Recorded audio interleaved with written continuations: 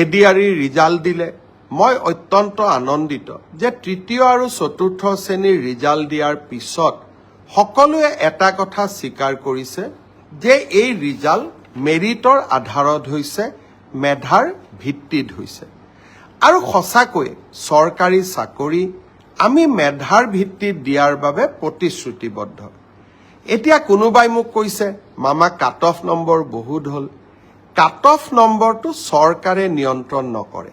যদি ৩,০০০ পোষ্ট থাকে আমি ২জন কৰি বা ৩জন কৰি উত্তীৰ্ণ প্ৰাৰ্থীক মাতো।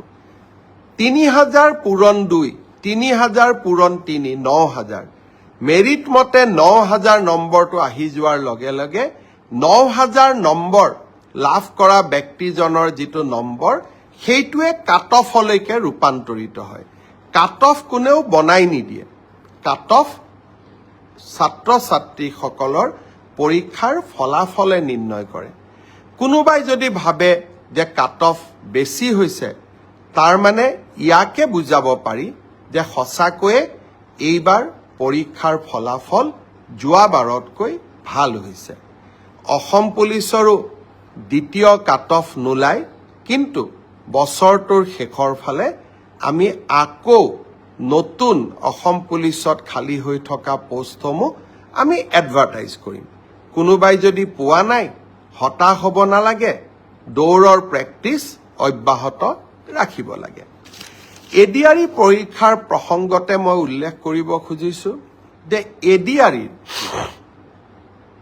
চতুৰ্থ বৰ্গৰ পৰীক্ষাৰ বাবে এতিয়া এটা অৰেল টেষ্ট হ'ব। এই অৰেল টেষ্ট আমি জুন মাহত অনুষ্ঠিত কৰিম। লগে লগে এডিআৰইৰ তৃতীয় বৰ্ষৰ পাছ কৰা ছাত্ৰ ছাত্ৰীসকল বা যুৱক যুৱতীসকলৰ বাবে এটা স্কিল টেষ্ট হ'ব। সেই স্কিল টেষ্টটো আমি অহা জুন মাহত আমি আৰম্ভ কৰিম। আমাৰ লক্ষ্য হৈছে যাতে এডিআৰইৰ নিযুক্তিও আমি 10 অক্টোবৰত দিব পাৰোঁ আৰু নৱেম্বৰ, ডিচেম্বৰ, জানুৱাৰীৰ ভিতৰত এডিআৰইৰ নতুন এডভাৰটাইজমেণ্টটো আমি যাতে দিব পাৰোঁ। অৰ্থাৎ আমি আমাৰ যুৱক যুৱতীসকলৰ মাজত আশাৰ বন্তি গছি আমি জ্বলাই ৰাখিব খুজিছোঁ।